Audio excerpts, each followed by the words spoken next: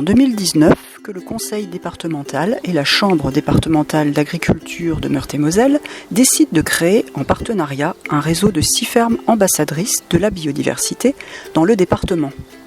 Ces fermes sont des vitrines, des lieux de rencontre et d'échange entre agriculteurs, maraîchers, professionnels, l'objectif étant de partager les expériences en agroécologie et de mutualiser les retours positifs. Ces fermes pourront aussi s'ouvrir en parallèle au grand public. Là, vous êtes présent sur l'exploitation des Boussieux, située à Longuillon. C'est une exploitation polyculture élevage traditionnelle. Je suis la 5e génération à vivre sur cette exploitation.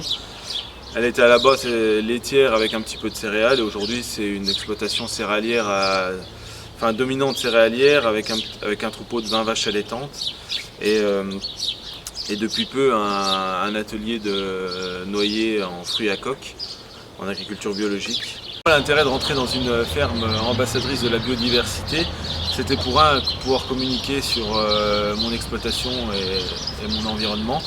Et pour 2, c'était de diversifier les revenus de l'exploitation. Et la 3e chose, c'était pour valoriser des parcelles en bordure de bois et nationales. Pierre a conçu un projet innovant, favorable à la biodiversité, en créant des pré-vergers sur des parcelles en prairie et en culture. Le verger de noyer sur l'exploitation, ça représente à peu près 15% de l'exploitation. C'est 25 hectares sur la ferme. L'atelier de noyer, il est conduit en agriculture biologique. C'était dans une optique de faire déjà un produit, c'est un produit qui va être commercialisé localement. Donc là on est sur une parcelle de l'exploitation qui est juste derrière la ferme. Cette parcelle elle fait 1 hectare ici. C'était pour avoir plusieurs variétés derrière la ferme afin de faire une vitrine et pouvoir observer les différents stades des différentes variétés. Et pour les noyers qui sont sur cette parcelle, c'est des arbres qui aujourd'hui ont 3 ans de plantation. J'espère les récolter d'ici 3 ans à peu près. Et aujourd'hui, le travail qui est effectué sur ces noyers, c'est de les tailler. Un noyer, il faut le former pendant 5 ans. Et une fois qu'il est formé, il y a la mise à fruit qui vient. Aujourd'hui, j'enlève les noix sur ces jeunes plants pour ne pas les freiner dans leur pousse. Le travail qu'il y a à faire sur les noyers, c'est le premier point, ça va être la fertilisation. La deuxième chose, ça va être la taille qui s'effectue à peu près fin mars. Et gérer l'enherbement au pied des arbres pour que le moindre pluviométrie qu'on ait, surtout ces dernières années, que la moindre pluviométrie soit disponible à l'arbre et non à l'herbe qui se situe à son pied. Donc en agriculture biologique, pour gérer l'enherbement, j'ai une machine, un rotavator, qui désherbe mécaniquement au pied de chaque arbre.